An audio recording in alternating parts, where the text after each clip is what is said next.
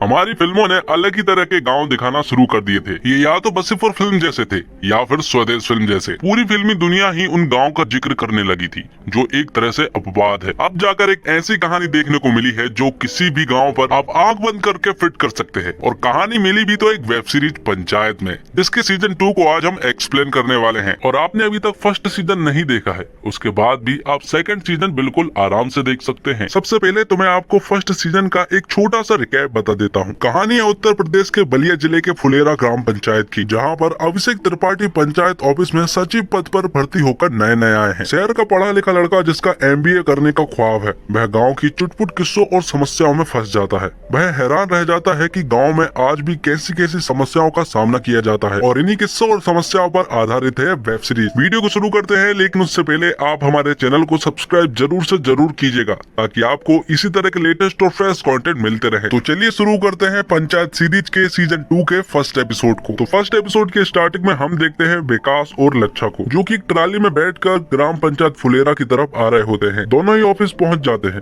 जिसके बाद वह अभिषेक सर को ढूंढने लगते हैं। लेकिन ऑफिस में बहुत देर तक ढूंढने के बाद उन्हें अभिषेक सर अभी तक नहीं मिल पाए थे। जिसके बाद उनकी नजर पड़ती है टंकी पर, जहाँ से अभिषेक सर नीचे उतर कर आ रहे होते हैं और उनके हाथ में था चाय का थर्मस। और इससे भी बड़ी बात यह है कि उनके चेहरे पर थी एक स्माइल, जो लच्छा और विकास ने तो पहले कभी नहीं देखी थी। और इस स्माइल की वजह है रिंकी, जिनकी फर्स्ट सीजन के एंड में टंकी पर ही मुलाकात हुई थी। इस स्माइल को लच्छा और विकास ने भी नोटिस कर लिया था। जिसके बाद वह लोग उनसे पूछते हैं कि आखिर वह कहाँ पर गए थे, तो अभिषेक उन्हें बताता है कि वह टंकी पर चाय पीने के लिए गया था। यहाँ पर लच्छा और विकास आपस में बात कर रहे होते हैं कि इस तरह से खुश अभिषेक सर को उन्होंने काफी अरसे के बाद देखा है, लेकिन वह क्या बात होगी जिसके कारण वह इतना खुश नजर आ रहे हैं। और जब अभिषेक सर अंदर आते हैं तो वह दोनों को बताते हैं कि एक दिन उनकी मुलाकात रिंकी से हुई थी। वह वहाँ पर चाय पी रही थी, तो उसने सोचा क्यों ना आज वह भी टंकी पर जाकर चाय पिए। और इतना कहते ही विकास और लच्छा को अभिषेक सर पर शक होने लगता है कि कहीं अभिषेक सर और रिंकी के बीच में कोई लफड़ा तो चालू नहीं हो गया। अब आगे सीन शिफ्ट होता है पंचायत की तरफ हो रही मिट्टी की खुदाई की तरफ, जहाँ पर विकास लच्छा से कहता है कि उसे ऐसा लगता है कि रिंकी और अभिषेक सर के बीच में कुछ चल रहा है। थोड़ी देर के बाद वहाँ पर अभिषेक सर आते हैं और उन्हें पता चलता है कि वह लोग पंचायत की मिट्टी को परमेश्वर जी के यहाँ पर बेचते हैं। दरअसल परमेश्वर जी का एक ईंट का भट्टा है, जिसमें उन्हें हमेशा ही मिट्टी की जरूरत पड़ती रहती है। और यहाँ पर पंचायत के लोग हमेशा ही परमेश्वर जी को ही मिट्टी बेचा करते हैं। अब सीन शिफ्ट होता है प्रधान जी के घर पर, जहाँ पर रिंकी की मम्मी प्रधान जी से कहती है कि उन्हें भी मिट्टी की खुदाई देखनी है। प्रधान जी रिंकी की मम्मी से कहते हैं कि आखिर वह मिट्टी की खुदाई क्यों देखना चाहती है। तो यहाँ पर रिंकी की मम्मी उसे कहती है कि वह गांव की प्रधान है और उसे ये सारी चीजें पता रहनी चाहिए। उन दोनों की बात को उनकी बेटी रिंकी भी सुन रही होती है। प्रधान जी रिंकी की मम्मी से कहते हैं कि अगर उनके लायक कुछ काम होगा तो वह उन्हें बता देंगे, लेकिन ये बात प्रधान जी पिछले 2 महीने से कहते आ रहे हैं। इसलिए रिंकी की मम्मी उनसे कहती है कि अगर उन्हें गुस्सा आ गया तो वह तुरंत ही DM मैडम को कॉल करके सब कुछ बता देगी। आगे हम देखते हैं परमेश्वर ईंट उद्योग को, जहाँ पर हम परमेश्वर जी को देखते हैं, जो की पंचायत से मिट्टी खरीदा करते हैं ईंट बनाने के लिए। आगे हम देखते हैं ऑफिस के सीन में, जहाँ पर अभिषेक सर प्रधान जी से कहते हैं कि 250 रुपए ट्राली मिट्टी देना तो बहुत सस्ता हो जाएगा। तो प्रधान जी उनसे कहते हैं कि इस बार ऐसा नहीं होगा, बल्कि वह उन्हें 250 नहीं बल्कि 300 रुपए ट्राली मिट्टी देंगे। लेकिन ऐसा पहले भी हो चुका है, जब प्रधान जी 300 रुपए का रेट लगाया करते थे और बाद में वह 250 में ही मान जाया करते थे। ऐसा इसलिए क्योंकि परमेश्वर जी परिचित आदमी है और अगली बार इलेक्शन में उन्हें फिर से भी जीतना है। यहाँ अभिषेक सर एक प्लान बनाता है और उनसे कहता है कि इस बार मिट्टी का मोल भाव रिंकी की मम्मी को करने दीजिए, क्योंकि अगर वह करेंगी तो परमेश्वर उनसे मिट्टी का मोल भाव कम नहीं करवा पाएगा। इसलिए अभिषेक सर परमेश्वर जी के पास कॉल कर देता है और उनसे कहता है कि वह लोग प्रधान जी के घर पर जा रहे हैं, इसलिए वह भी उन्हीं के घर पर ही आ जाए। यहाँ पर प्रधान जी भी रिंकी की मम्मी को कॉल करके सब कुछ बता देता है और उनसे कहता है कि कुछ देर बाद वहाँ पर परमेश्वर आने वाला है, वह मिट्टी का भाव कम करवाने के लिए आ रहा है, तो ये डील तुम्हें ही संभालनी होगी और 300 रुपए से 1 रुपए कम नहीं करना है। वह लोग जानबूझकर थोड़ा लेट आएंगे। परमेश्वर पहुँच जाता है प्रधान जी के घर पर, जहाँ पर पहुँचने के बाद रिंकी की मम्मी दरवाजा खोलती है और उन्हें अंदर इनवाइट करती है। साथ ही वह उनसे कहती है कि रिंकी के पापा थोड़ी देर में ही घर आ जाएंगे, जिसके बाद वह वहाँ पर चाय वगैरह पीते हैं। यहाँ पर परमेश्वर जी प्रधान जी का इंतजार कर रहे होते हैं। वहीं दूसरी तरफ प्रधान जी पंचायत में आराम कर रहे होते हैं, ताकि वह घर जाने में लेट हो जाए और ये डील रिंकी की मम्मी ही पूरी कर ले। यहाँ पर बातों ही बातों में रिंकी की मम्मी परमेश्वर जी से कहती है कि कुछ खास बात हो तो वह उससे भी कर सकते हैं। तो परमेश्वर जी उससे कहते हैं कि कुछ खास बात नहीं है, उन्हें तो बस मिट्टी की सौदे के बारे में कुछ बात करनी थी। रिंकी की मम्मी उससे कहती है कि आजकल तो मिट्टी का भाव 400 हो गया है, लेकिन यहाँ पर परमेश्वर जी हंसते हुए उनसे कहता है कि ऐसा नहीं है, बल्कि मिट्टी का भाव तो 200-250 के बीच में ही है। बहुत देर हो चुकी थी लेकिन प्रधान जी अभी तक घर नहीं पहुंचे थे, इसलिए परमेश्वर जी उनके पास कॉल कर देते हैं। और जब परमेश्वर जी का कॉल प्रधान जी के पास आता है तो प्रधान जी उन्हें नेटवर्क का इशू बताकर कॉल कट कर देते हैं। यहाँ पर रिंकी की मम्मी परमेश्वर जी से कहती है कि वह उससे भी मिट्टी का सौदा कर सकते हैं, क्योंकि वह भी गाँव की एक प्रधान है। तो परमेश्वर जी रिंकी की मम्मी को 250 रुपए का भाव बताते हैं, लेकिन रिंकी की मम्मी को ये भाव कम लग रहा था, इसलिए वह उनसे 350 कहती है। जिस पर परमेश्वर जी रिंकी की मम्मी से कहते हैं कि 350 रुपए तो बहुत ज्यादा हो जाएगा। तो रिंकी की मम्मी कहती है कि ईंट का भाव दिनों दिन बढ़ता ही जा रहा है, इसलिए मिट्टी का भाव भी थोड़ा बहुत तो बढ़ेगा ही ना। तो परमेश्वर जी आखिरी रेट 280 रुपए लगाते हैं और यहाँ पर रिंकी की मम्मी आखिरी रेट 325 रुपए लगाती है। परमेश्वर जी यहाँ पर गुस्से ही गुस्से में कह देते हैं कि 300 रुपए से अगर ज्यादा हुआ तो वह अपने भट्टे को बंद कर देंगे। तो रिंकी की मम्मी तुरंत ही मान जाती है, क्योंकि उन्हें तो 300 में ही मनवाना था। लेकिन 300 रुपए का भाव परमेश्वर जी को तो महंगा ही लग रहा था, इसलिए जब वह वापस आ रहे होते हैं तो वह प्रधान जी से कहते हैं कि वह सारा खेल समझ चुका है, ये सारा खेल उनका ही था। प्रधान जी को समझ नहीं आ रहा था कि परमेश्वर जी को ऐसा क्या बोल दिया रिंकी की मम्मी ने कि वह ऐसा भड़कता हुआ गया। जिसके बाद जब वह घर पहुंचते हैं तो रिंकी की मम्मी उन्हें सब कुछ बता देती है, जिस पर प्रधान जी उनसे कहते हैं कि उन्हें 280 में ही फाइनल कर देना चाहिए था, क्योंकि इलेक्शन में उनकी जरूरत पड़ती रहती है। थोड़ी देर के बाद वहां पर रिंकी आती है और जब वह अभिषेक को वहां पर बैठा हुआ देखती है तो वह उनसे हाय करती है और यहाँ पर अभिषेक भी चुपचाप से उसे हाय करता है। और ये सब चीजें विकास और लच्छा देख लेते हैं और अब तो उन्हें कंफर्म हो चुका था कि उनके बीच में जरूर कुछ ना कुछ तो चल रहा है। प्रधान जी अभिषेक से कहते हैं कि वह परमेश्वर जी के पास जाए और इस डील को 280 में कंप्लीट करके आए। और जब वह परमेश्वर जी के भट्टे पर पहुंचता है तो वहां पर उसे परमेश्वर जी तो नहीं मिलते हैं। वहां पर उसका मजदूर उनसे कहता है कि परमेश्वर जी यहाँ पर नहीं है, बल्कि वह तो बीबीपुर गए हुए हैं। साथ में वह उन्हें ये भी बताता है कि परमेश्वर जी बहुत ज्यादा गुस्से में लग रहे थे। दूसरी तरफ ऑफिस में हम लच्छा और विकास को बात करता हुआ देख पाते हैं, जो कि रिंकी और अभिषेक सर के बारे में बात कर रहे होते हैं। विकास लच्छा से कहता है कि उन्हें अभिषेक सर से बात करनी चाहिए कि रिंकी से वह दूर रहे। कि तभी वहाँ पर अभिषेक सर आ जाते हैं और वह उनसे कहते हैं कि परमेश्वर बीबीपुर चला गया है नाच देखने के लिए और अब तो वह वहाँ पर नहीं जाने वाला। तो विकास लच्छा से कहता है कि इससे अच्छी जगह नहीं हो सकती अभिषेक सर से बात करने के लिए, इसलिए वह दोनों ही अभिषेक सर को मनाने लगते हैं बीबीपुर जाने के लिए। और बहुत देर तक मनाने के बाद आखिरकार अभिषेक सर मान जाते हैं। अब बीबीपुर में रात के सीन में हम देखते हैं एक डांस शो को, जहाँ पर परमेश्वर के साथ साथ कई सारे लोग मौजूद थे जो कि उस डांस शो को एंजॉय कर रहे थे। और यहाँ दूसरी तरफ विकास लच्छा और अभिषेक सर बीबीपुर के लिए निकल जाते हैं। परमेश्वर यहाँ पर नोटिस करता है कि जो दो लड़कियां स्टेज पर नाच रही हैं, उनमें से एक लड़का है और वह ये बात धीरे धीरे करके सबको बताने लगता है और ये बात पूरे शो में फैल जाती है। और जब अभिषेक सर उस शो में पहुंचते हैं तो उन्हें पता चलता है कि वहाँ पर तो तोड़ फोड़ हो चुकी है और परमेश्वर जी उन लोगों से झगड़ भी रहे थे। और जब परमेश्वर इन लोगों को देखता है तो वह इन लोगों के पास आता है और उनसे पूछता है कि आखिर वह लोग यहाँ पर क्या कर रहे हैं, जिसके बाद वह यहाँ का पूरा मामला बताने लगता है। वह उनसे कहता है कि स्टेज पर दो लड़कियां नाच रही थी, उनमें से एक लड़का था और जब ये बात सारे लोगों को पता चली तो उन लोगों ने यहाँ पर तोड़ फोड़ करना स्टार्ट कर दिया। तो अभिषेक सर उनसे पूछते हैं तो आपका इन लोगों से क्या लेना देना। तो परमेश्वर जी उनसे कहता है कि जिस आदमी ने लोगों को बताया था कि वह लड़का है वह मैं ही हूँ। अभिषेक सर मुद्दे की बात करता है और उनसे कहता है कि प्रधान जी ने 280 में भाव करने को कहा है। इतना कहकर वह जाने लगते हैं, लेकिन तभी परमेश्वर जी उनसे कहता है कि इस तोड़फोड़ के चक्कर में उन दोनों लड़कियों में से एक लड़की को चोट लग गई है और अब उसे कोई भी क्लिनिक नहीं ले जा रहा है और वह खुद भी नहीं ले जा सकता, क्योंकि उसे सभी लोग जानते हैं अगर वह उस लड़की को लेकर गया और लोगों ने देख लिया तो उसकी बेइज्जती हो जाएगी। इसलिए वह अभिषेक सर से कहता है कि वह उसे लेकर चला जाए, क्योंकि उसे कोई भी नहीं जानता है और उनकी बेइज्जती तो हो ही नहीं सकती। इसलिए अभिषेक सर ही उस लड़की को क्लिनिक लेकर जाता है और उनकी मलहम पट्टी करवाता है। यहाँ पर उस लड़की के पास पैसे भी नहीं थे, इसलिए अभिषेक सर ही पैसे दे देता है। अब दोनों बाहर खड़े हुए थे जो कि उनके ट्रक का इंतजार कर रहे होते हैं और उनसे थोड़ी ही दूर पर परमेश्वर, विकास और लच्छा भी खड़े हुए थे।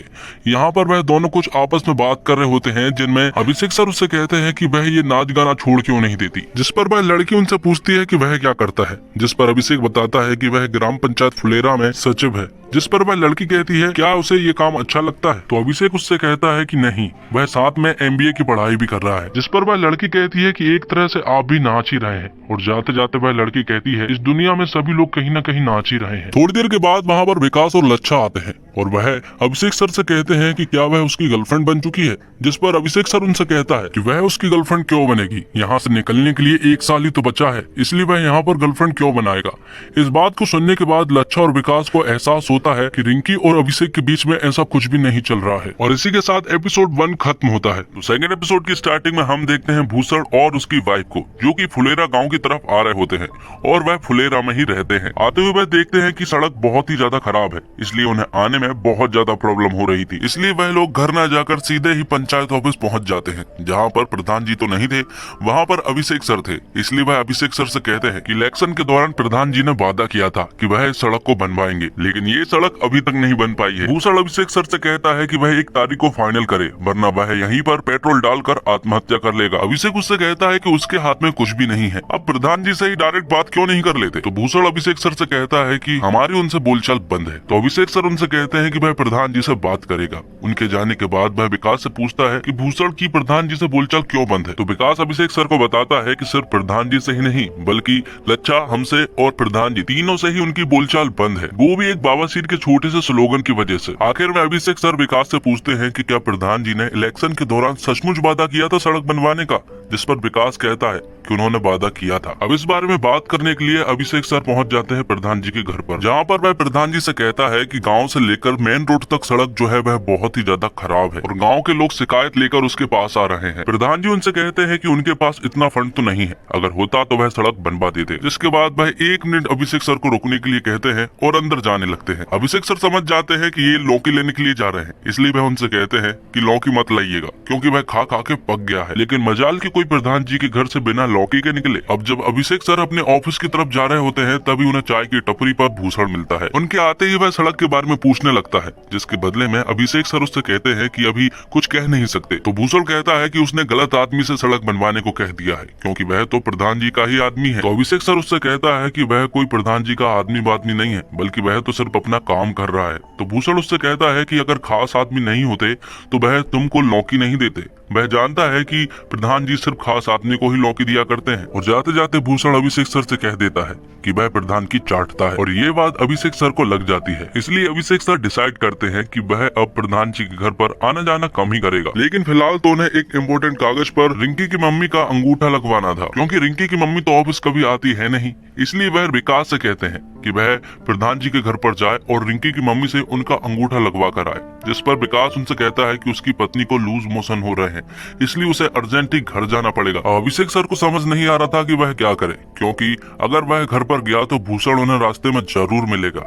इसलिए वह तुरंत ही प्रधान जी के पास कॉल करते हैं और उनसे पूछते हैं कि क्या रिंकी की मम्मी ऑफिस की तरफ आएंगी। तो प्रधान जी उनसे कहते हैं कि रिंकी की मम्मी ऑफिस कभी आई हैं जो आ जाएंगे। इसलिए वह उनसे कहता है कि आप घर ही आ जाइए। थोड़ी देर के बाद प्रधान जी उनसे कहते हैं कि रिंकी की मम्मी मंदिर गई है, क्योंकि आज रिंकी का जन्मदिन है, इसलिए वह मंदिर ही जाकर उनके अंगूठे के निशान ले। चाय की टपरी के सामने ही मंदिर था, जहाँ पर भूसड़ तो नहीं दिखाई दे रहा था, इसलिए अभिषेक सर तुरंत ही मंदिर में पहुंच जाते हैं, जहाँ पर रिंकी और उसकी मम्मी पाठ कर रहे थे। अभिषेक सर उनसे कहता है कि उन्हें एक इम्पोर्टेंट कागज पर उनके अंगूठे के निशान चाहिए। तो रिंकी की मम्मी कहती है कि जैसे ही पाठ खत्म होता है वह अंगूठा लगा देगी। लेकिन तभी अभिषेक सर की नजर पड़ती है भूसड़ पर, जो कि मंदिर की तरफ आ रहा होता है। इसलिए वह रिंकी की मम्मी से कहता है कि वह किसी और दिन अंगूठे का निशान ले लेगा, क्योंकि ऑफिस में वह ताला लगाना भूल गया है और चोरी वगैरह होती रहती है, इसलिए वह बाद में आ जाएगा। लेकिन तभी वह देखता है कि भूसड़ जो है वह मंदिर की तरफ नहीं बल्कि किसी और रास्ते पर जा रहा है। इसलिए वह तुरंत ही रिंकी की मम्मी के अंगूठे के निशान ले लेता है।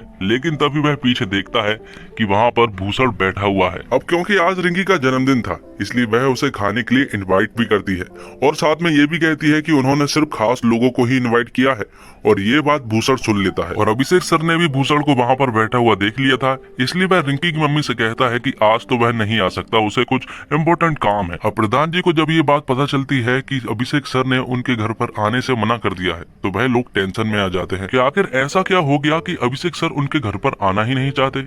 इसलिए वह तुरंत ही ऑफिस पहुंच जाते हैं और उनसे पूछते हैं कि क्या बात है कि वह हमारे घर पर खाना भी खाने नहीं आ सकते। अभिषेक उनसे कहता है कि उसे आज एक इम्पोर्टेंट चैप्टर निपटाना है, इसलिए वह नहीं आ सकता। और काफी देर तक मना करने के बाद आखिरकार अभिषेक सर उनकी बातों को मान जाते हैं। अब क्योंकि रिंकी का जन्मदिन था, इसलिए अभिषेक सर उसके लिए केक ले जाने लगते हैं। और वह जिस शॉप पर जाते हैं वहाँ पर सिर्फ एक ही केक मौजूद था जो कि काफी दिनों से रखा हुआ था। यहाँ पर अभिषेक उससे कहता है कि इस पर हैप्पी बर्थडे रिंकी लिख दो, जिस पर वह दुकान वाला अभिषेक सर से कहता है कि ये सुविधा तो यहाँ उपलब्ध ही नहीं है। जिसके बाद अभिषेक अपने दोस्त से बात कर रहा होता है, साथ में वह भूषण के बारे में भी बताता है कि वह आदमी उसे बहुत तंग कर रहा है, जिसे पूरा गाँव बनराकस के नाम से बुलाता है। अब अभिषेक प्रधान जी के घर पर निकलने के लिए एकदम रेडी हो चुका था, लेकिन अब प्रॉब्लम यह है कि उसे रास्ते में भूषण तो जरूर मिलेगा, क्योंकि उसके जितना फालतू आदमी तो कोई है ही नहीं। इसलिए अभिषेक एक प्लान बनाता है और वो अपने साथ लौकी ले जाता है, ताकि अगर भूषण उसे रास्ते में मिले तो वह उससे कह देगा कि ये लौकी वह वापस करने के लिए जा रहा है। वो अभिषेक पहुंच जाता है प्रधान जी के घर पर, जहां पर सभी लोग मौजूद थे। यहाँ पर वह कुछ बातें कर रहे होते हैं। थोड़ी देर के बाद वहां पर रिंकी आती है।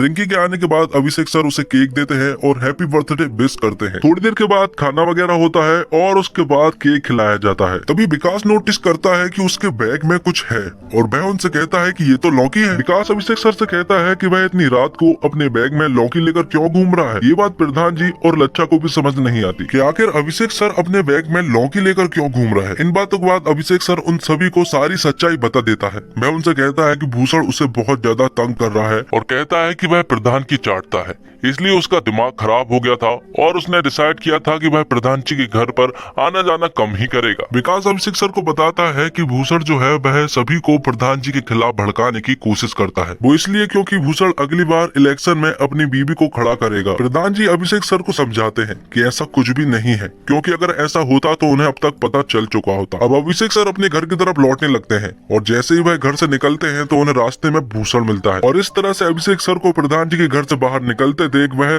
अभिषेक सर को ताने देने लगता है। वह अभिषेक सर से कहता है कि चाटने की भी कोई हद होती है और ये बात सुनने के बाद अभिषेक सर का दिमाग खराब हो जाता है और वह भूषण को सुनाने लगता है। भूषण उससे कहता है कि प्रधान हमेशा के लिए नहीं रहते, लेकिन आपको तो यहाँ पर हमेशा रहना है। तो अभिषेक सर उसे चिल्लाते हुए कहते हैं कि वह यहाँ पर इलेक्शन तक नहीं रुकने वाला और अगर उसे रुकना भी पड़ा तो वह अपने हिसाब से ही जिएगा। जो उसके साथ अच्छा व्यवहार करेगा वह उसके साथ अच्छा रहेगा और जो उसके साथ बुरा व्यवहार करेगा वह उसके साथ बुरा रहेगा। और अगले साल उसकी बीबी प्रधान बन भी जाती है तब भी उसे कोई फर्क नहीं पड़ता। और ये सारी बातें हो ही रही थी कि तभी वहाँ पर प्रधान जी घर से बाहर निकल आते हैं और उन्हें इस तरह आता हुआ देखकर भूषण तुरंत ही अपनी गाड़ी चालू करके वहाँ से भाग जाता है। प्रधान जी उससे पूछते हैं कि क्या वह कुछ कह रहा था, जिसके बदले में अभिषेक सर उससे कहते हैं कि कह तो रहा था, लेकिन आज के बाद वह उससे कुछ नहीं कह पाएगा। अभिषेक सर भूषण को अगर पहले ही इस तरह से समझा दिए होते तो अब तक भूषण उससे कुछ भी नहीं कह पाता। और इतना बोलकर अभिषेक सर अपने घर की तरफ लौट जाते हैं और इसी के साथ पंचायत सीजन 2 का सेकंड एपिसोड भी खत्म होता है। थर्ड एपिसोड की स्टार्टिंग में हम देखते हैं प्रधान जी, विकास, लच्छा और उसके बेटे राहुल को, जो कि फौज में है। वह चारों मिलकर यहाँ पर लूडो खेल रहे होते हैं और ऑफिस में ही अभिषेक सर अपना काम कर रहे थे। वह जगह जगह पर लोगों के यहाँ पर लेटरिन की सीट पहुँचा रहे होते हैं ताकि शौच के लिए किसी को भी बाहर न जाना पड़े। गाँव के सभी घर में लेटरिन बन चुकी थी, सिर्फ 2-4 घर को छोड़कर, और उनके घर भी सीट भेज दी गई थी। अब सिर्फ एक सीट बची थी जो कि विनोद के यहाँ पर जानी थी, लेकिन उसके घर तो अभी तक सीट नहीं पहुँच पाई थी। इसलिए वह तुरंत ही अभिषेक सर के पास कॉल करता है और उनसे कहता है कि आप सीट जल्द से जल्द भेज दीजिए, क्योंकि उसका मिस्त्री रुकने नहीं वाला है। अभिषेक सर उससे कहते हैं कि जैसे ही बाकी के मजदूर लौट कर आते हैं वह तुरंत ही उसके घर पर सीट भेज देगा, लेकिन इतनी देर तक तो उसका मिस्त्री इंतजार करने ही नहीं वाला था। इसलिए वह उससे कहता है कि रुकिए, वह तुरंत ही सीट लेकर उसके घर आ रहा है। अभिषेक सर अपनी बाइक स्टार्ट करते हैं और विकास को सीट लाने को कहते हैं और जैसे ही विकास सीट लेकर आता है तो उसको एक ठोकर लगती है और सीट पूरी तरह से बिखर जाती है। अब ये एक भारी प्रॉब्लम हो चुकी थी, क्योंकि विनोद के घर पर मिस्त्री इंतजार कर रहा है और यहाँ पर तो सीट ही टूट चुकी है। इसलिए अभिषेक सर तुरंत ही विनोद के पास कॉल करते हैं और उससे कहते हैं कि उसकी सीट टूट चुकी है, इसलिए वह मिस्त्री को वापस भेज दे। अगले संडे तक वह किसी भी हालत में सीट को लेकर आएंगे और उसके घर में फिट करवाएंगे। यहाँ दूसरी तरफ हम प्रधान जी के घर पर देखते हैं कि रिंकी अपने होने वाले हस्बैंड से बात कर रही होती है। यहाँ पर बात करते हुए वह बिल्कुल भी खुश नहीं थी, क्योंकि वह खुद को मैं की जगह पर हम बुलाती थी और ये बात उसे बिल्कुल भी पसंद नहीं आ रही थी। यहाँ विनोद के घर पर भूषण पहुंच जाता है और उसे प्रधान जी के खिलाफ भड़काने लगता है। वह उससे कहता है कि तुम्हारे घर पर 1 साल में तो सीट लगी नहीं, तो 1 हफ्ते में क्या लग जाएगी। साथ में वह उससे कहता है कि उसे आवाज उठानी पड़ेगी, वरना उसके साथ इस तरह से ही शोषण होता रहेगा। आगे हम देखते हैं कि अभिषेक सर के पास बीडीओ सर का कॉल आता है और जैसे ही वह कॉल उठाते हैं तो वह तुरंत ही प्रधान जी के बारे में पूछते हैं कि वह फोन नहीं उठा रहे हैं। इसलिए वह अभिषेक सर को ही शिकायत के बारे में बताने लगते हैं। वह उससे कहते हैं कि उनके गाँव से एक शिकायत आई है और वह बताते हैं कि आपके गाँव में हर घर शौचालय हो जाने के बाद बाद भी गांव के बहुत सारे लोग हैं जो कि बाहर शौच करने के लिए जा रहे हैं और ये आपको कल के कल ठीक करना होगा, क्योंकि कल ही डीएम मैडम आपके यहाँ पर जांच करने के लिए आने वाली हैं। ये बात सुनने के बाद अभिषेक सर तुरंत ही प्रधान जी को बुला लेता है और यहाँ पर एक मीटिंग रखता है। यहाँ पर वह सोचते हैं कि आखिर कल लोगों को कैसे रोका जाए कि वह बाहर शौच करने के लिए ना जाए। गांव के कई सारे लोग ऐसे थे जो कि शौकीन के रूप में बाहर शौच करना पसंद करते हैं और उन लोगों में प्रधान जी भी शामिल हैं। तभी प्रधान जी को एक आइडिया आता है और वह सभी लोगों को लेकर मंदिर पहुंच जाते हैं, क्योंकि वहां पर स्पीकर लगे हुए हैं तो वो लोग माइक की मदद से सभी लोगों को ये बता सकेंगे कि कल उन्हें बाहर शौच के लिए नहीं जाना है। लेकिन ये बात प्रधान जी खुद नहीं कहते हैं, बल्कि वह अभिषेक सर से कहने को कहते हैं, क्योंकि वह खुद ही बाहर जाते हैं तो वह लोगों से कैसे कह सकेंगे कि वह बाहर ना जाए। तो अभिषेक सर ये अनाउंसमेंट करते हैं और कहते हैं कि कल किसी को भी बाहर शौच के लिए नहीं जाना है और अगर कोई बाहर शौच के लिए गया तो 500 रुपए फाइन है। लेकिन अभी एक और प्रॉब्लम मौजूद थी और वो प्रॉब्लम ये थी कि विनोद के घर पर अभी तक शौचालय नहीं बना था, इसलिए वह तो बाहर शौच करने के लिए जरूर जाएगा। तो प्रधान जी अभिषेक सर से कहते हैं कि उसे हम पंचायत के लेटरिंग में बुला लेंगे और उसे वहीं पर लेटरिंग करवा देंगे। यहाँ पर अभिषेक सर उससे कहते हैं कि वह अपने घर पर क्यों नहीं करवा देते, तो वह लोग कहते हैं कि वह उनका घर है। तो अभिषेक सर उनसे कहते हैं कि ये मेरे लिए भी घर ही है। तो प्रधान जी कहते हैं कि ऐसा करते हैं जिसके पास विनोद का घर रहेगा उसी के घर पर वह कर लेगा। तो लच्छा तुरंत ही मना कर देता है, क्योंकि उसका ही सबसे पास घर था। वह लोग विनोद के पास कॉल भी करते हैं लेकिन उसका मोबाइल स्विच ऑफ आ रहा था, इसलिए वह उसके पास एक मैसेज छोड़ देते हैं कि उसे आखिर शौच करना कहाँ पर है। इस मैसेज को लेकर विनोद पहुंच जाता है भूषण के पास और भूषण अपना काम करता है जो वह करता है, भड़काने का। भूषण विनोद से कहता है कि ये पंचायत के लोग तुम्हारे साथ गेम खेल रहे हैं, इसलिए तुम्हें क्रांति बनना होगा और इन सबको सबक सिखाना होगा। भूषण विनोद से कहता है कि कल डीएम मैडम जांच के लिए आने वाली है, इसलिए वह सुबह जल्दी उठकर मैडम के आने से पहले वहां पर लेटरिंग कराए। विनोद इस बात से इनकार करता है। वह उससे कहता है कि अगर वह पकड़ा गया तो लोग उसे बहुत मारेंगे। तो भूषण से कहता है कि वह अपने मुंह पर गमछा लगा ले ताकि उसे कोई पहचान न पाए और विनोद भी मान जाता है। अगले दिन हम देखते हैं कि पंचायत के बाहर सभी लोग विनोद का इंतजार कर रहे थे कि आखिर वह लेटरिंग करने के लिए क्यों नहीं आया। उन्होंने विनोद के पास कई बार कॉल भी किया था लेकिन उसका मोबाइल तो स्विच ऑफ आ रहा था। इसके बाद अभिषेक सर उन सभी से कहते हैं कि प्रधान जी यहाँ पर नहीं रहेंगे, क्योंकि डीएम मैडम उन्हें देखकर ही चिढ़ जाती है और साथ में वह ये भी कहते हैं कि विकास और लच्छा जाकर विनोद को ढूंढेंगे और उसे यहाँ लेटरिंग करने से रोकेंगे। थोड़ी देर के बाद वहाँ पर डीएम मैडम और वीडियो सर पहुंच जाते हैं। उनके मिलने के बाद वहाँ पर अभिषेक सर भी पहुंच जाते हैं। वहाँ पर डीएम मैडम देखती है कि एक आदमी बाल्टी लेकर आ रहा है। इसके बारे में वह अभिषेक सर से पूछते हैं तो अभिषेक सर उनसे कहता है कि कोई भी लेटरिंग करने के लिए लोटा लेकर जाता है, ना कि बाल्टी। यहाँ दूसरी तरफ हम देखते हैं कि लच्छा और विकास भी विनोद को ढूंढने में लगे हुए थे और वह अभिषेक सर के आसपास ही थे। थोड़े आगे जाने के बाद वीडियो सर डीएम मैडम को रोकता है, क्योंकि आगे मल पड़ा हुआ था। उसे देखकर डीएम मैडम अभिषेक सर से पूछती है कि आखिर ये क्या है। तो वीडियो सर उसका बचाव करते हुए कहते हैं कि ये मल नहीं है बल्कि ये तो गोबर है। डीएम मैडम कहती है कि ये गोबर तो बिल्कुल भी नहीं लग रहा है, जिसके बदले में वीडियो सर कहते हैं कि ये एक सूखा मल है जो कि 2-4 दिन पहले निकाला गया है। डीएम मैडम कहती है कि आप उनका इतना बचाव क्यों कर रहे हैं। तो वीडियो सर कहते हैं कि वह बचाव नहीं कर रहा है, उसने ही तो इस मल के बारे में बताया है। यहाँ विनोद और लच्छा की नजर विनोद पर पड़ जाती है, जो कि अपने मुंह को छुपाकर वहाँ पर करने वाला था। यहाँ पर वीडियो सर डीएम मैडम को कुछ बता ही रहा होता है कि तभी अचानक से अभिषेक सर की नजर पड़ जाती है विनोद पर, जो कि वहाँ पर करने वाला था, और डीएम मैडम की नजर भी विनोद पर पड़ जाती है। वह देखती है कि वहाँ पर उन्होंने कुछ देखा था, लेकिन वह लोग कहते हैं कि वहाँ पर तो कोई नहीं है। दरअसल विनोद को विकास और लच्छा ने उसके करने से पहले ही उसे पकड़कर ले गए थे और यहाँ पर डीएम मैडम कहती है कि उसने कुछ तो देखा था, इसलिए वह भी उनके नजदीक जाने लगती है। यहाँ पर विकास और लच्छा विनोद को समझाते हैं कि ये गलत है, क्योंकि अगर वह यहाँ पर लेटरिंग करेगा तो हमारा गाँव बहुत बड़ी प्रॉब्लम में फंस सकता है। उसके हाथ में एक बोतल भी थी जिसे विकास लेकर नदी में फेंक देता है और इस चीज को देखकर विनोद को गुस्सा आ जाता है और वह उन दोनों से कहता है कि अगर उन लोगों ने उसे यहाँ पर लेटरिंग नहीं करने दी तो वह पेंट में ही कर देगा। विकास और लच्छा उसे समझाने की काफी कोशिश कर रहे थे, लेकिन विनोद तो बिल्कुल भी नहीं मान रहा था। आखिर में विकास और लच्छा विनोद से कहते हैं कि अगर उसने ऐसा किया तो गांव के लोग उसे बहुत मारेंगे और उसके घर में कभी भी लेटरिंग नहीं बन पाएगी। थोड़ी देर के बाद वहाँ पर डीएम मैडम भी पहुंच जाती है और उन्हें इस तरह देखकर वह अभिषेक सर से पूछने लगती है कि आखिर ये लोग यहाँ पर क्या कर रहे हैं, जिसके बाद वह तुरंत ही वहाँ से चुपचाप निकल जाते हैं। यहाँ पर वीडियो सर डीएम को बताते हैं कि जब से 377 हटा है तब से सब जगह खुले आम ही हो रहा है। अब डीएम मैडम को तो कोई प्रॉब्लम नहीं मिली थी, इसलिए वह वापस चली जाती है, लेकिन यहाँ पर विनोद की पूरी फैमिली प्रधान जी के घर पर आ जाते हैं, क्योंकि लच्छा ने विनोद से वादा किया था कि अगर वह कुछ नहीं करेगा तो वह प्रधान जी के घर पर ही सभी को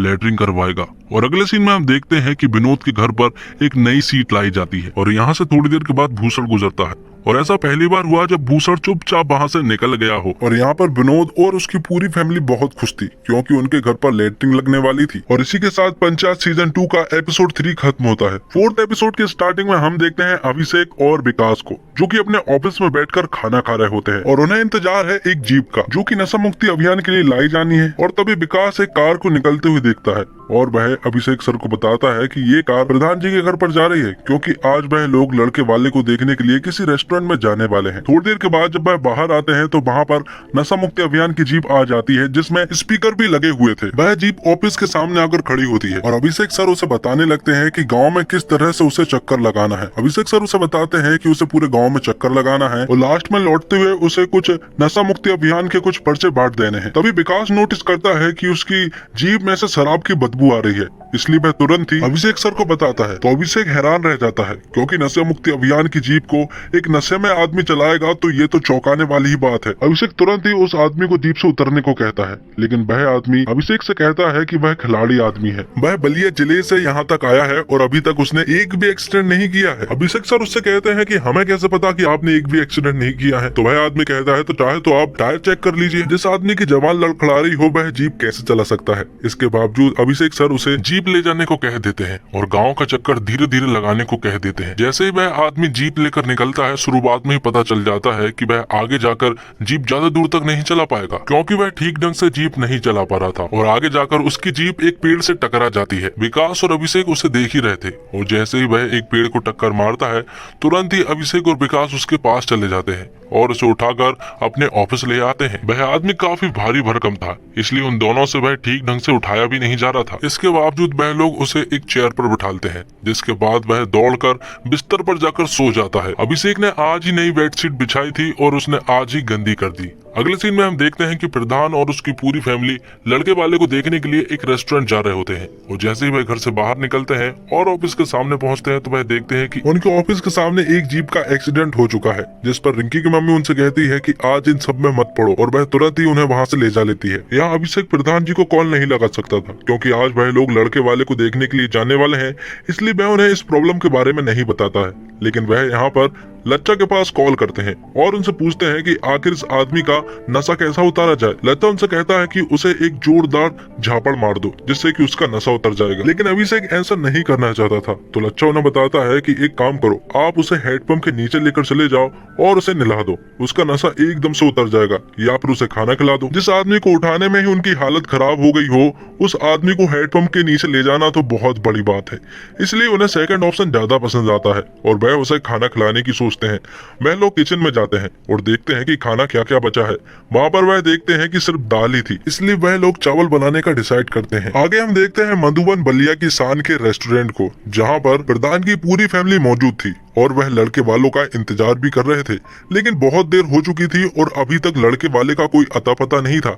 इसलिए प्रधान जी उनके पास कॉल करते हैं और पूछते हैं कि आखिर वह लोग कहां पर पहुंचे हैं। तो वह लोग उन्हें बताते हैं कि वह तो बहुत पहले से ही मधुबन रेस्टोरेंट में बैठे हुए हैं और आपका इंतजार भी कर रहे हैं। जिसके बाद वह उन्हें बताता है कि वह लोग मधुबन बलिया की शान में बैठे हुए हैं और लड़के वाले प्रधान जी को बताते हैं कि वह लोग मधुबन बलिया की शान असली वाले में बैठे हुए हैं। यहाँ पर प्रधान जी को पता चलता है कि आजू बाजू में ही 2 रेस्टोरेंट है जिनके नाम मधुबन है और वह 1 किलोमीटर की दूरी पर ही है। तो प्रधान जी लड़के वालों से कहते हैं कि वह लोग यहीं पर आ जाए, क्योंकि उन लोगों ने यहाँ के रेस्टोरेंट को एडवांस में बुकिंग करा ली थी और खाना भी बनकर तैयार है और यहाँ पर 300 रुपए प्लेट खाना मिलता है, इसलिए उन लोगों को वह यहीं पर बुलाता है। लेकिन यहाँ पर लड़के वाले प्रधान जी को ही वहाँ पर बुलाते हैं और साथ में उल्टी सीधी 2 बात भी बोल देते हैं, जो कि प्रधान जी को बिल्कुल भी पसंद नहीं आती। दूसरी तरफ हम देखते हैं कि ऑफिस में चावल बन रहे होते हैं और विकास और अभिषेक अपना काम भी कर रहे होते हैं। तभी वह देखते हैं कि बाहर से कोई बाइक से हॉर्न दे रहा होता है और वह आदमी कोई और नहीं बल्कि भूसड़ है। वह उनसे कहता है कि इस जीप को हटाओ क्योंकि उसे निकलने में तकलीफ हो रही है, जबकि बाजू में बहुत सारा रास्ता पड़ा हुआ था, लेकिन वह वहीं से निकलना चाहता है, इसलिए उस जीप को वह तुरंत ही हटवाने को कहता है। इसलिए अभिषेक और विकास बड़ी मुश्किल से उस जीप को किनारे लगाते हैं और भूसड़ फिर चुपचाप चला जाता है। लेकिन तभी उन दोनों को याद आता है कि गैस पर चावल चढ़े हुए थे, इसलिए वह तुरंत ही भागकर वहां पर पहुंचते हैं और देखते हैं कि चावल तो थोड़े से जल चुके हैं। अभिषेक विकास से कहता है कि ये चावल थोड़े बहुत खाने लायक तो है, हम हम इन जले चावलों को दाल से छपा देंगे। दूसरी तरफ प्रधान की फैमिली बहुत देर से लड़के वालों का इंतजार कर रहे होते हैं, लेकिन अभी तक तो वह वहाँ पर पहुँचे ही नहीं थे। रिंकी की मम्मी कहती है कि वह लड़के वाले हैं, इसलिए थोड़ा रौब तो वह दिखाएंगे, लेकिन प्रधान जी उनसे कहते हैं कि वह लड़के वाले हैं तो क्या हुआ, लेकिन वह ठीक ढंग से बात भी नहीं कर रहे थे। तो रिंकी की मम्मी खुद ही लड़के वालों से बात करने लगती है। वह उनसे कहती है कि वह लोग मधुबन बलिया की शान वाले रेस्टोरेंट में बैठे हुए हैं और यहाँ पर उन लोगों ने खाना भी परोसवा लिया है और अगर वह आधे घंटे में नहीं आए तो वह यहाँ से चले जाएंगे। दूसरी तरफ विकास और अभिषेक उस नशेड़ी को उठा लेते हैं और उसे खाना खिलाने के लिए बोलते हैं। यहाँ पर वह बार बार मालती नाम की एक औरत का नाम जप रहा था। वह औरत कोई और नहीं बल्कि उसकी पत्नी ही थी। जैसे वह उठता है तो वह रोने लगता है और उसके बाद वह अभिषेक सर से उनकी सैलरी पूछने लगता है। अभिषेक सर उसे कहते हैं कि इसका मेरी सैलरी से क्या लेना देना, जिसके बाद अभिषेक सर उसे अपनी सैलरी बताते हैं कि उसे 20,000 रुपए मिलते हैं। तो वह आदमी अभिषेक से कहता है कि जब 20,000 रुपए में वह अपने घर का पालन पोषण नहीं कर पाएगा ना, तब वह भी इसी तरह से नशेड़ी बन जाएगा। कोई भी आदमी नशेड़ी बनना नहीं चाहता, बल्कि मजबूरी उसे सब कुछ बना देती है। ये बात कहीं ना कहीं अभिषेक को लग जाती है और इतना बोलने के बाद वह आदमी सो जाता है। यहाँ रेस्टोरेंट में लड़के वाले तो नहीं पहुंच पाए थे, इसलिए रिंकी की मम्मी उनसे कहती है कि चलिए घर चलिए और वह सभी लोग घर की ओर रवाना होने लगते हैं। अब विकास भी ऑफिस से घर जाने लगता है और जाते जाते वह अभिषेक सर से कहता है कि वह उस नशेड़ी की बातों पर ज्यादा ध्यान न दे, क्योंकि वह तो नशे में है। अभिषेक सर उसकी बातों को सोचने लगते हैं और बाहर आकर वह उसकी रखी हुई सिगरेट को भी पीने लगते हैं। और जैसे ही वह सिगरेट पी ही रहे होते हैं कि तभी थोड़ी देर के बाद वहाँ पर लच्छा और उसका बेटा स्टेशन की तरफ जा रहे होते हैं। दरअसल वह उसके बेटे राहुल को स्टेशन छोड़ने के लिए जा रहे थे। यहाँ अभिषेक सर टेंशन में आ चुके थे, इसलिए वह अपने पंचायत वाले ग्रुप में हाय भेज देता है। वहीं दूसरी तरफ ये मैसेज प्रधान जी भी देख लेते हैं और वह भी इसका रिप्लाई हाय से कर देते हैं। ग्रुप के चारों लोग एक्टिव हो चुके थे। आपको इस ग्रुप के बारे में तो मालूम ही होगा, जब भी कोई टेंशन में आता है तो वह उस ग्रुप में हाय लिख देता है और फिर शाम को वह सभी लोग शराब पीते हैं। लच्छा उनसे कहता है कि आज तो उसे शराब पीना ही था, वह लोग हाय पहुंचाए या फिर नहीं,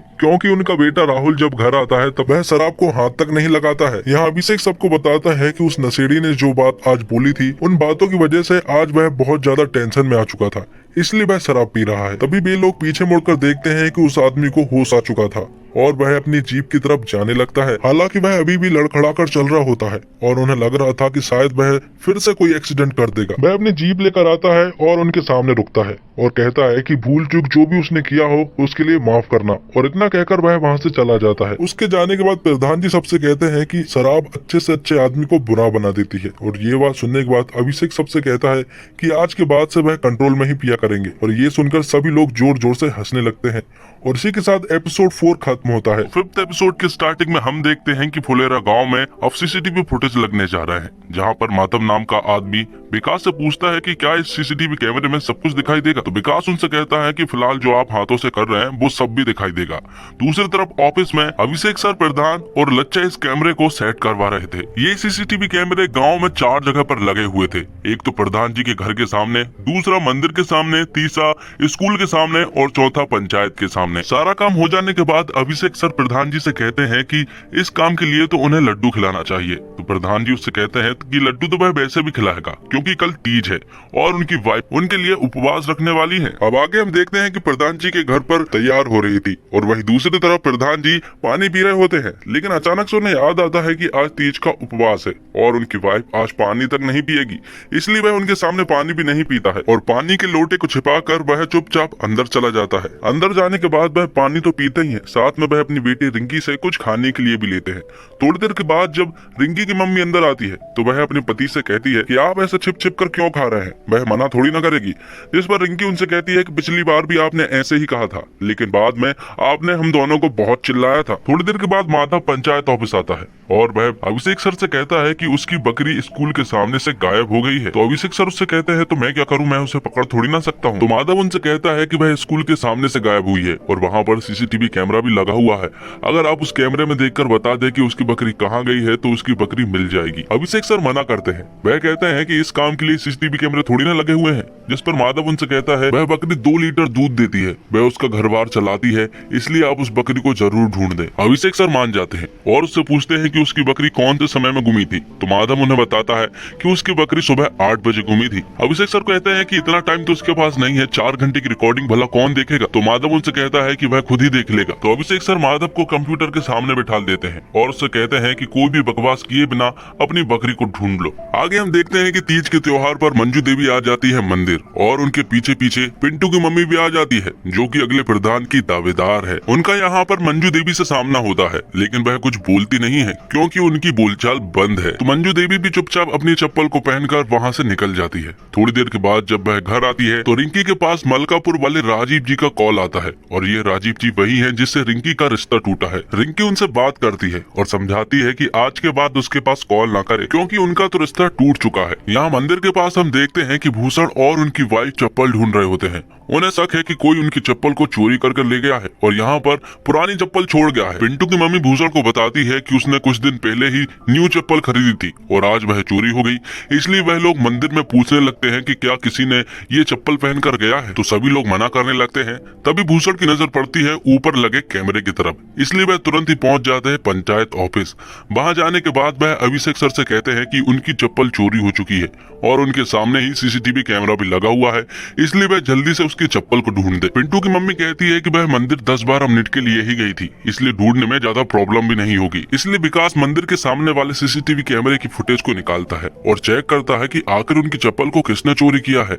यहाँ पर पता चलता है कि चप्पल को किसी और ने नहीं बल्कि प्रधान जी की वाइफ मंजू देवी ने पहन कर गई है और उसे इस तरह देखकर पिंटू की मम्मी और भूषण गुस्से से लाल हो जाते हैं क्योंकि एक तो उनकी बोलचाल बंद है, दूसरी तरफ उन्होंने उनकी नई चप्पल चोरी कर ली थी। अभिषेक सर समझ जाते हैं कि अब तो कुछ न कुछ प्रॉब्लम आने वाली है क्योंकि पिंटू की मम्मी और भूषण ऐसी ही बातों का बतंगड़ बनाने में एक्सपर्ट है। यहाँ पर वह अभिषेक सर से कहते हैं कि वह एफआईआर दर्ज करने जा रहे हैं क्योंकि मंजू देवी ने उनकी चप्पल चोरी कर ली है। अभिषेक सर उन्हें समझाते हैं कि ये गलती से हुआ है क्योंकि दोनों की चप्पलें सेम थी, इसलिए मंजू देवी ने गलती से वो चप्पल पहनकर चली गई है। लेकिन यहाँ पर पिंटू की मम्मी और भूषण तो मानने के लिए बिल्कुल भी राजी ही नहीं थे। वह तो केस करने की बात कहने लगते हैं और वहाँ से चले जाते हैं और मंजू देवी की पुरानी चप्पल भी वहीं पर छोड़ देते हैं। यहाँ प्रधान जी के घर पर मंजू देवी उनको बताती है कि दोनों की चप्पलें सेम थी, इसलिए गलती से उन्होंने ये चप्पल पहनकर आ गई थी। लेकिन यहाँ पर तो वह घबरा जाते हैं और सोचने लगते हैं कि आखिर मंजू देवी को कितने दिन की जेल होगी। तभी अभिषेक सर को एक आइडिया आता है और विकास को वह अपने साथ लेकर चले जाते हैं। वह डायरेक्ट भूषण के घर के पास गाड़ी को रोकते हैं और चप्पल को लेकर पीछे के रास्ते से जाते हैं। वहां जाकर वह जोर से चप्पल को फेंकते हैं जो कि भूषण के घर के पार चली जाती है। अभिषेक सर को यह एहसास हो गया था कि ये चप्पल भूषण के घर में नहीं बल्कि ये चप्पल तो भूषण के घर के पार हो चुकी है। यहाँ दूसरी तरफ प्रधान जी और लच्छा ये सोच में पड़े हुए थे कि आखिर इतना टाइम क्यों लग रहा है। अब अभिषेक सर और विकास सामने वाले घर से उनकी चप्पल वापस लाते हैं और इस बार अभिषेक सर ही भूषण के घर पर वह चप्पल फेंकते हैं। वह चप्पल सही जगह पर जाती है, पर इस तरह से सही जगह पर जाती है जहाँ पर उसे नहीं जानी चाहिए थी। वह जाती है पिंटू की मम्मी के सर पर और जैसे ही उनके सर पर चप्पल आती है तो पिंटू की मम्मी तो बौखला जाती है और यहाँ पर अभिषेक सर और विकास भाग जाते हैं और यहाँ पर भूषण उन चप्पलों को देखता है कि ये तो हमारी ही चप्पल है। वहीं दूसरी तरफ प्रधान जी भी ऑफिस पहुंच जाते हैं। वह अभिषेक सर से पूछते हैं कि क्या उन्होंने वह चप्पल वापस कर दी है। तो अभिषेक सर हाँ तो करते हैं, लेकिन उन्हें ये नहीं पता था कि अगले ही पल भूषण एफआईआर दर्ज कराने के लिए पुलिस स्टेशन जाने वाला है, इसलिए वह उसका रास्ता ब्लॉक कर लेते हैं और उससे कहते हैं कि वह नहीं जा सकता क्योंकि उन्होंने चप्पल तो वापस कर ही दी है। जिस पर भूषण उनसे कहता है कि वह केस तो जरूर दर्ज करेगा क्योंकि जो चप्पल उन्होंने वापस करी है वो पिंटू की मम्मी के सर पर लगी है। भूषण उनसे साफ मना कर देता है कि उसे रोकना तो नामुमकिन है, वह केस तो जरूर दर्ज करेगा। अभिषेक सर उससे पूछते हैं कि उसके पास क्या सबूत है कि उसने उसकी चप्पल चुराई है। तो वह उससे कहता है कि उसके पास एक सबूत है और वो सबूत अभिषेक सर को भी मालूम है। वो सबूत था सीसीटीवी का, इसलिए वह उससे कहते हैं कि ठीक है तो वह उस सीसीटीवी कैमरे की वीडियो को ही डिलीट कर देगा और ऑफिस की तरफ आने लगते हैं। उनके पीछे पीछे भूषण भी आने लगता है। वह अपने कैमरे को निकालता है और उनसे कहता है कि अगर उसने सीसीटीवी कैमरे के वीडियो को डिलीट किया तो वह अपने कैमरे की वीडियो से रिकॉर्ड करके सबूत बना लेगा। तो प्रधान जी उससे कहते हैं कि तू बना ले, वीडियो रिकॉर्ड करने के बाद हम उसे भी डिलीट कर देंगे और तेरे मोबाइल को भी। भूषण यहाँ पर माधव से कहता है कि तुमने ये सब कुछ देखा है इसलिए तुम मेरे सबूत बनोगे। तो अभिषेक सर माधव से कहते हैं कि तुम्हारी बकरी वाली वीडियो भी बाजू में ही है, अगर उसने कुछ बोला तो वह उसे भी डिलीट कर देगा। तो माधव भूषण से कहता है कि तुम बहुत बकवास आदमी हो और यहाँ पर अभिषेक सर फाइनली उस वीडियो को डिलीट कर देते हैं और भूषण से कहते हैं कि तुझसे जो बने अब वो कर लेना। थोड़ी देर के बाद प्रधान जी के घर से कॉल आता है और उन्हें पता चलता है कि पिंटू की मम्मी और मंजू देवी में झड़प हो चुकी है, इसलिए सभी लोग प्रधान जी के घर पर जाने के लिए निकल जाते हैं। वहाँ जाते ही वह लोग मंजू देवी और पिंटू की मम्मी की झड़प को रोकते हैं। पिंटू की मम्मी बहुत ज्यादा गुस्से में थी और वह उनसे कहती है कि अगले इलेक्शन में वह उन्हें देख लेगी, वह चुन चुन कर सबका बदला लेगी। और मंजू देवी भी कहाँ कम पड़ने वाली थी, वह उससे कहती है कि जो बने वो कर लेना। पिंटू की मम्मी भूषण अफसर से कहती है कि आप तो FIR दर्ज करने वाले थे, क्या हुआ? तो वह उन्हें बताते हैं कि FIR दर्ज तो वह करने वाला था, लेकिन सचिव जी ने CCTV कैमरे की वीडियो को ही डिलीट कर दिया। और जाते जाते अभिषेक सर उन्हें उनकी चप्पल भी वापस कर देता है, जो कि वह उन्हें फेंक कर देता है, लेकिन वह चप्पल भी जाकर पिंटू की मम्मी के सर पर लग जाती है। इस पर पिंटू की मम्मी कहती है कि इसका भी वह बदला लेगी। थोड़ी देर बाद वहाँ पर माधव आता है और वह उनसे कहता है कि उसे उसकी बकरी मिल चुकी है, इसलिए वह यहाँ पर चाबी वापस करने के लिए आया था। मंजू देवी उससे कहती है कि अगले इलेक्शन में वोट हमें ही देना। तो माधव उनसे कहता है कि भाई वोट तो उन्हें ही देगा, बस एक प्रॉब्लम है, बस वो वहाँ की खराब सड़क को ठीक करवा दे। तो मंजू देवी प्रधान जी से कहती है कि अगला इलेक्शन अगर उन्हें जीतना है तो सड़क जरूर बननी चाहिए। और इसी के साथ एपिसोड 5 खत्म होता है। 6 एपिसोड के स्टार्टिंग में हम देखते हैं प्रधान जी को, जो कि अपनी बहुत सारी लौकियों में से एक लौकी को चुन रहे होते हैं। दरअसल आज वह विधायक से मिलने वाले हैं और उनसे सड़क के सिलसिले में बात भी करनी है। मंजू देवी प्रधान जी से कहती है कि कुछ भी हो जाए वह सड़क के लिए फंड जरूर लेकर आना। अब वह लोग पंचायत ऑफिस पहुंच जाते हैं, जहाँ पर जाकर वह अभिषेक सर से पूछते हैं कि क्या वह भी साथ चलना चाहते हैं, लेकिन वह तो साफ मना कर देते हैं। थोड़ी देर के बाद वहाँ पर विकास आ जाता है, जिसने बहुत सारा परफ्यूम लगाया हुआ था। और यहाँ हम देखते हैं कि रिंकी के पास एक अननोन नंबर से फोन आता है और जैसे ही वह फोन उठाती है तो उसे पता चलता है कि ये किसी अननोन नंबर का कॉल नहीं, बल्कि ये तो राजीव का कॉल है, जो कि किसी अननोन नंबर से ही फोन लगा रहा है। दरअसल राजीव रिंकी को बहुत ज्यादा तंग कर रहा था, इसलिए रिंकी ने उसके नंबर को ब्लॉक कर दिया था और अभी भी वह उससे यही कहती है कि उससे बात उसे नहीं करनी।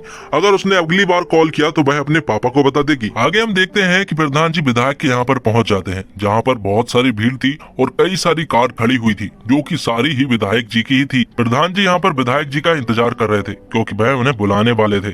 और जैसे ही वह अंदर बुलाते हैं तो वह उन्हें तुरंत ही लौकी दे देते हैं। विधायक जी उनसे कहते हैं कि ये लौकी आप मुंह में ठूसेंगे क्या, वहाँ पर रख दीजिए। विधायक जी का व्यवहार बिल्कुल भी ठीक नहीं था, वह सबसे ऐसे ही बात करते हैं। थोड़ी देर के बाद उन्हें एक गंदी सी स्मेल आने लगती है और वह उनसे पूछने लगते हैं कि ये किस चीज की स्मेल है। तो विकास उन्हें बताता है कि ये उसका परफ्यूम है। ये सुनने के बाद विधायक जी तुरंत ही विकास को बाजू में बिठा देते हैं और उससे कहते हैं कि यहाँ पर परफ्यूम लगाकर आना वर्जित है। अब प्रधान जी मुद्दे की बात पर आते हैं और विधायक जी से कहते हैं कि उन्हें उनके गांव की सड़क बनवानी है, जिसमें उन्हें 30 से 35 लाख रुपए लगने वाला है।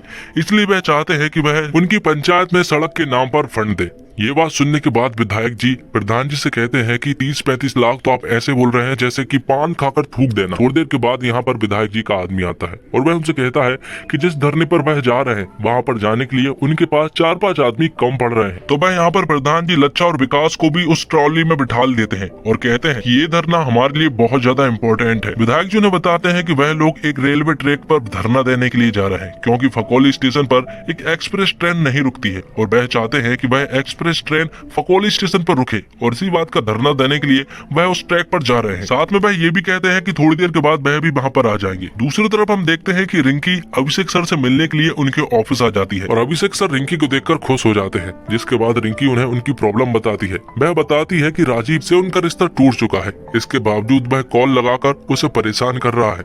उसने उसका नंबर भी ब्लॉक कर दिया था, लेकिन उसने उसके पास आज अननोन नंबर से कॉल लगाया और फिर से उसे तंग करने लगा है। यहाँ दूसरी तरफ हम देखते हैं कि फकोली स्टेशन पर प्रधान जी और उनके साथियों ने धरना देना स्टार्ट कर दिया है, जबकि विकास और लच्छा तो पेड़ के नीचे मस्त आराम कर रहे होते हैं। थोड़ी देर के बाद प्रधान जी विधायक के आदमी से कहते हैं कि उसे टॉयलेट लगी है, इसलिए वह भी उस पेड़ के नीचे जाकर आराम करने लगते हैं। अब विधायक के आदमी के पास विधायक जी का कॉल आता है और वह वहाँ की सिचुएशन के बारे में पूछते हैं और साथ में वह दुबे जी के बारे में पूछते हैं कि वह कहाँ पर है। तो विधायक का आदमी विधायक को बता देता है कि वह तो मस्त पेड़ के नीचे आराम कर रहे हैं और ट्रेन बस आने ही वाली है। यहाँ अभिषेक सर रिंकी से राजीव का नंबर ले लेता है और उसके पास कॉल लगा देता है। साथ में वह फोन को लाउड स्पीकर पर भी रख देता है ताकि रिंकी भी ये सारी बातें सुन सके। राजीव के पास फोन लगने के बाद अभिषेक सर उससे कहते हैं कि वह गाजियाबाद पुलिस स्टेशन से बोल रहा है और उसके नाम की कंप्लेंट आई है कि वह रिंकी नाम की लड़की को तंग करता है। वैसे ही पुलिस स्टेशन में बहुत सारे केस पड़े हुए हैं और वह नहीं चाहता कि वह एक और केस दर्ज करे। ये बात सुनने के बाद राजीव तो पूरी तरह से घबरा ही जाता है और उनसे कहता है कि आज के बाद वह कभी भी रिंकी को कॉल नहीं करेगा। ये बात सुनने के बाद रिंकी अभिषेक सर को थैंक यू कहती है और वहाँ से चली जाती है। यहाँ दूसरी तरफ विधायक के आदमी अभी तक धरना दे रहे होते हैं, लेकिन थोड़ी देर के बाद ही वहाँ पर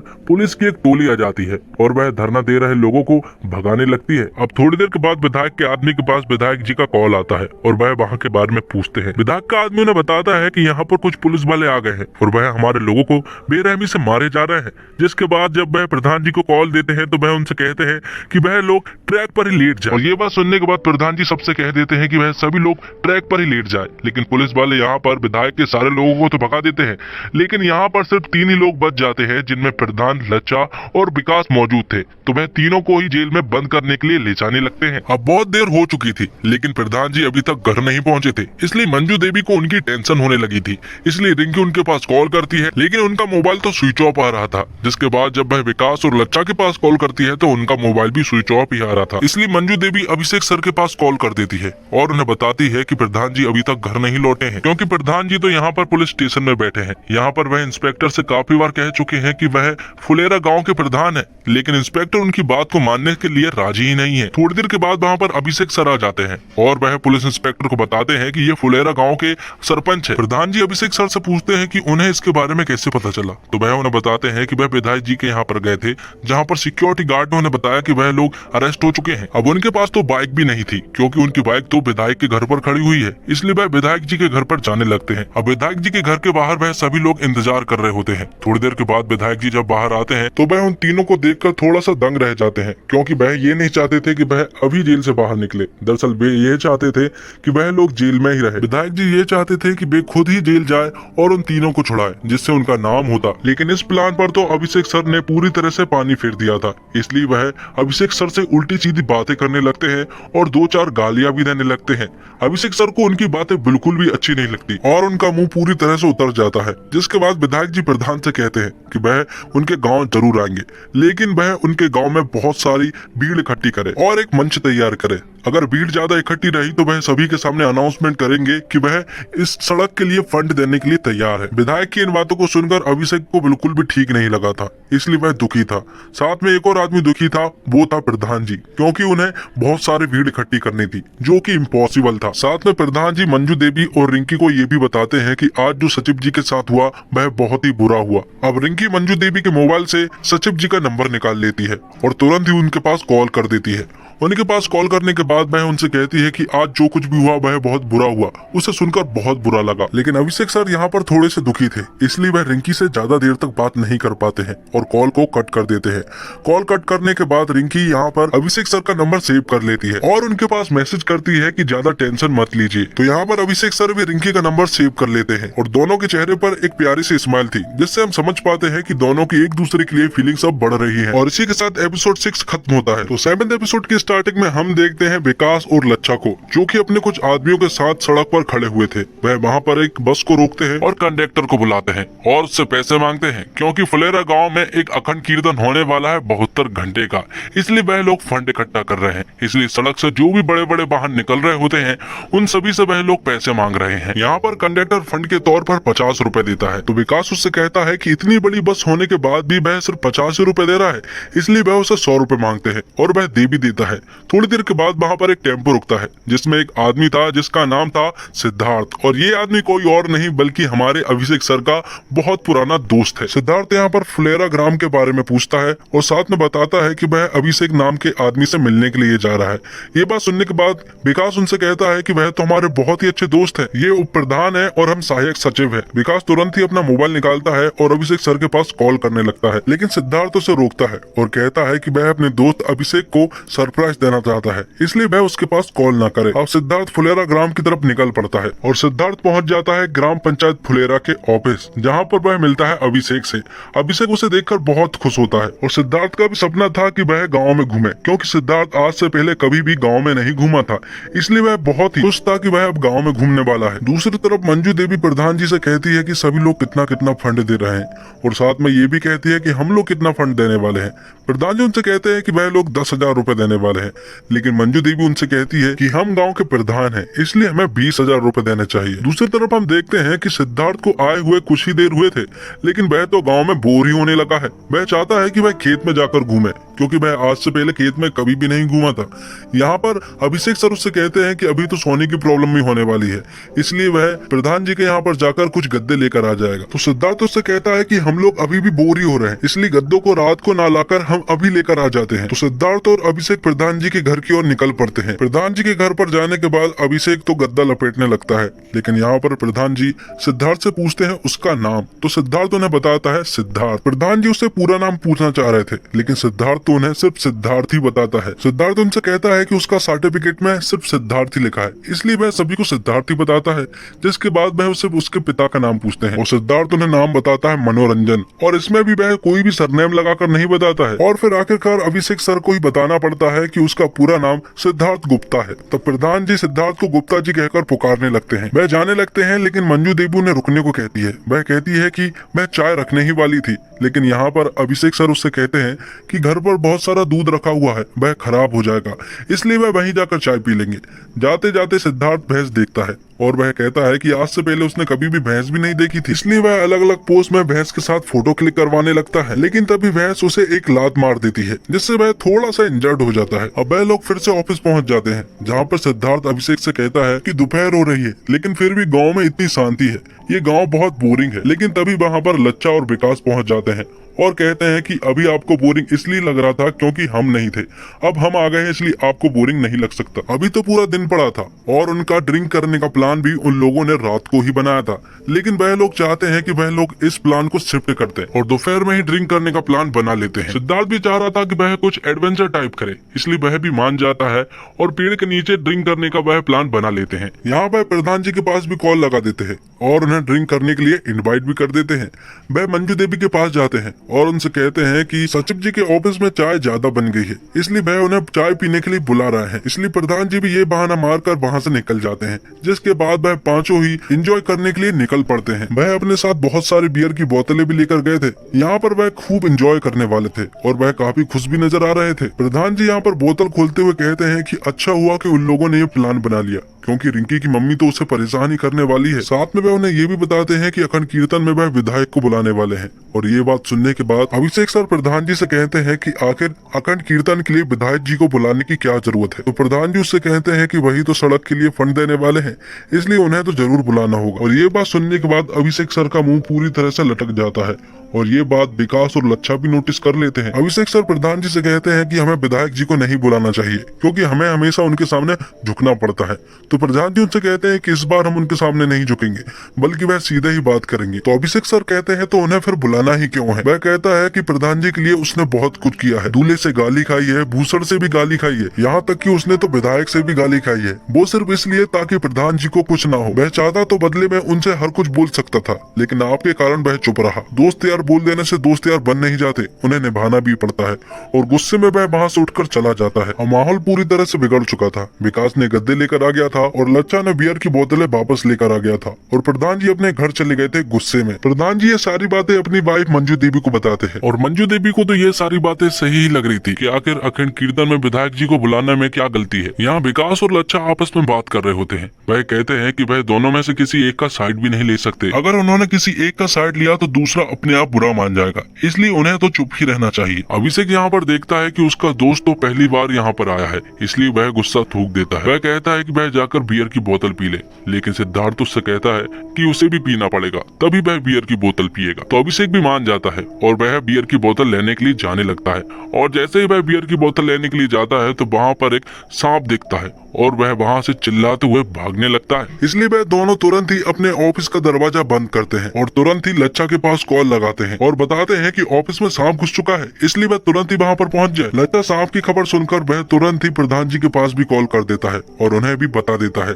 जिसके बाद वह तीनों ही तुरंत ही ऑफिस पहुँच जाते हैं लाठी लेकर। प्रधान जी यहाँ पर अभिषेक से पूछते हैं कि आखिर यहाँ पर कौन सा सांप था, तो वह उन्हें बताता है कि शायद यहाँ पर अजगर टाइप का था। तो वे लोग सिद्धार्थ और अभिषेक को बाहर ही खड़ा कर देते हैं और तीनों अंदर जाकर चेक करने लगते हैं। विकास अभिषेक सर के रूम को चेक कर रहा होता है और तभी अचानक से उसे कुछ सांप जैसे दिखाई देता है और वह तुरंत ही भागकर आकर कुर्सी पर खड़ा हो जाता है। यहाँ पर वह कहता है कि वहाँ पर उसने सांप टाइप का कुछ देखा। तो अभिषेक उससे कहता है कि वहाँ पर सिद्धार्थ का बेल्ट रखा हुआ था, शायद उसने वही देखा होगा। जिस पर विकास उससे कहता है कि वह भी यही सोच रहा था कि सांप का मुंह बेल्ट के बक्कल जैसा कैसे हो सकता है। अब रात हो चुकी थी, लेकिन उन्हें सांप तो अभी तक नहीं दिखाई दिया था। सोने का टाइम भी हो रहा था और लेकिन सिद्धार्थ उससे कहता है कि वह यहाँ पर तो बिल्कुल भी नहीं सो सकता, इसलिए प्रधान जी उनसे कहते हैं कि वह अपने घर चले, क्योंकि वहाँ पर तो बहुत सारी जगह है और एक ही रात की तो बात है। इसलिए वह लोग उसे अपने घर लेकर चले जाते हैं। यहाँ पर प्रधान जी उनकी पूरी अरेंजमेंट करते हैं और अभिषेक यहाँ पर प्रधान जी से माफी भी मांगता है। वह उनसे कहता है कि आज के लिए उसने जो भी कहा उसके लिए वह माफी मांगना चाहता है।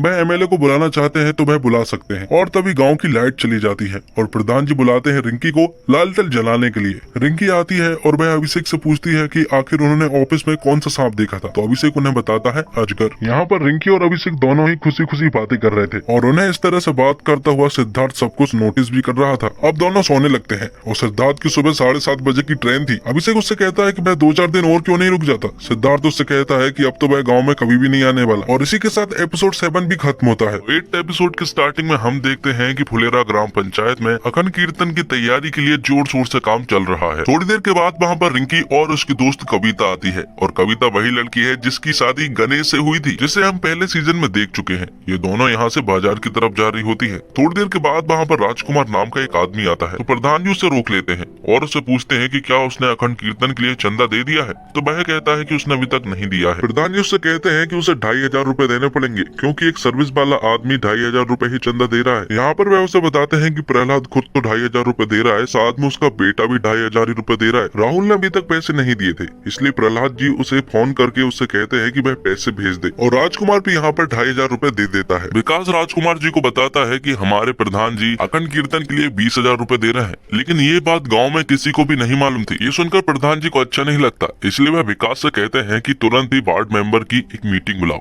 और उसमें चुपचाप से कह दो कि प्रधान जी 20,000 रुपए दे रहे हैं ताकि गाँव के लोगों को पता चले। उधर ही दूर बैठा भूषण ये सब कुछ देख रहा था। वह अपने बाजू वाले आदमी से कहता है कि क्या उसने चंदा दिया है, तो वह हाँ में जवाब देता है। लेकिन भूषण ने अभी तक चंदा नहीं दिया था क्योंकि उससे किसी ने मांगा ही नहीं था, क्योंकि भूषण की फैमिली से उनका बोलचाल बंद है। ये बात वह अपनी वाइफ को बताता है कि उन लोगों ने हमसे चंदा नहीं लिया है। ये एक बहुत बड़ी पॉलिटिक्स है। अब वार्ड मेंबर की मीटिंग बुलाई जाती है जिसमें सभी लोग अखंड कीर्तन के बारे में बात कर रहे होते हैं। साथ में यहाँ पर धीरे से बात अनाउंस की जाती है कि प्रधान जी अखंड कीर्तन के लिए 20,000 रुपए दे रहे हैं। थोड़ी देर के बाद ही वहाँ पर भूषण और उसकी वाइफ आ जाती है और वह वार्ड मेंबर को बताते हैं कि हमसे चंदा नहीं लिया गया है, ऐसा क्यों हुआ। वह भी अखंड कीर्तन में अपना सहयोग देना चाहते हैं, तो विकास उनकी भी पर्ची काटने लगता है। लेकिन तभी भूषण रुकने को कहता है और उनसे कहता है कि उसका टेंट का बिजनेस है, इसलिए वह अखंड कीर्तन में अपने टेंट की सारी चीजें फ्री में देना चाहता है। और ये बात सुनने के बाद वार्ड मेंबर्स तालियां बजाने लगते हैं और प्रधान जी से कहते हैं कि ये तो कम से कम 30 से 35,000 रुपए का सहयोग है। ये बात सुनने के बाद प्रधान जी का थोड़ा मुंह तो लटक जाता है, क्योंकि जो तारीफ प्रधान जी बटोरने आए थे वह तारीफ तो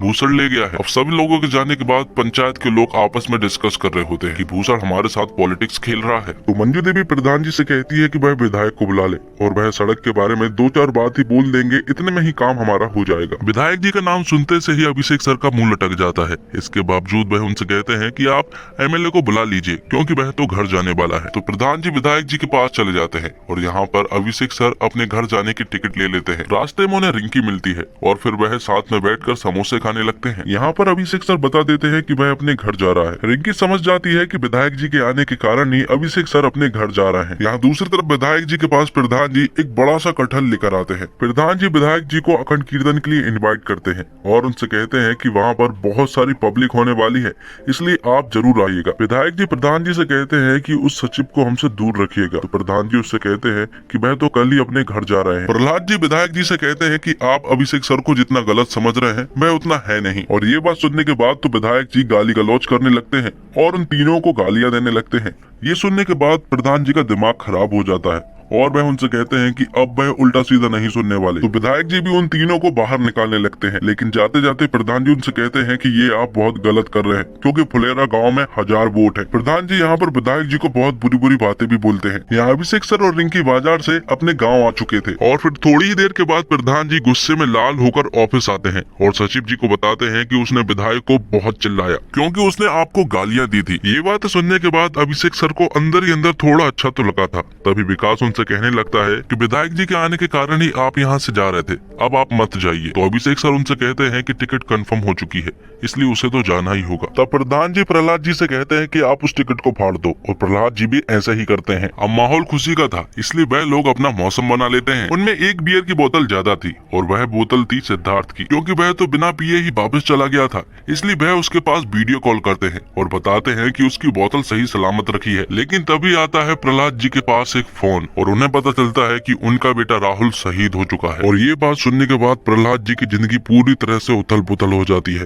राहुल के मृत शरीर को गाँव लाया जा रहा था और गाँव में एक बहुत बड़ी भीड़ लगी हुई थी। कुछ रिपोर्टर भी आए हुए थे जो कि ऑफिस में ही थे। वह आपस में बात भी कर रहे थे, जिनकी बात को अभिषेक सुन रहा था। वह कहते हैं कि प्रहलाद जी के जीवन में कोई नहीं था, ना तो उनके माता पिता, ना उनकी बीवी। उनका सिर्फ एक बेटा था, वो था राहुल, और आज वह भी नहीं रहा। राहुल सिर्फ प्रहलाद जी का ही बेटा नहीं था, बल्कि वह तो पूरे गांव का बेटा था। उसे सब चाहते थे। यहाँ प्रधान जी के पास एमएलए का बार बार कॉल आ रहा था और प्रधान जी बार बार उस फोन को कट करते जा रहे थे। वह मंजू देवी से कहते हैं कि विधायक गाँव में आने की फिराक में है, इसलिए जैसे ही वह गाँव में आए उसे तुरंत ही वापस भेज देना। थोड़ी देर के बाद फुलेरा गाँव में विधायक जी की गाड़ियों की एंट्री होना स्टार्ट हो जाती है और वहाँ पर मंजू देवी ने ढेर सारी औरतों को इकट्ठा कर रखा था और वह सभी लोग उनके सामने खड़े हो जाते हैं। मंजू देवी उनसे कहती है कि उन्हें गांव में आने की कोई जरूरत नहीं है, वह वापस चले जाएं। जिस उप प्रधान को उन्होंने गालियां दी थी वह कोई और नहीं बल्कि राहुल के पिता ही थे और आज वह सद्भावना देने आ गए। विधायक जी मंजू देवी से कहते हैं कि फंड की थोड़ी कमी थी, इसलिए वह लोग उनकी सड़क को नहीं बना पाए। तो मंजू देवी उनसे कहती है कि रोड बनाने के लिए फंड लगता है,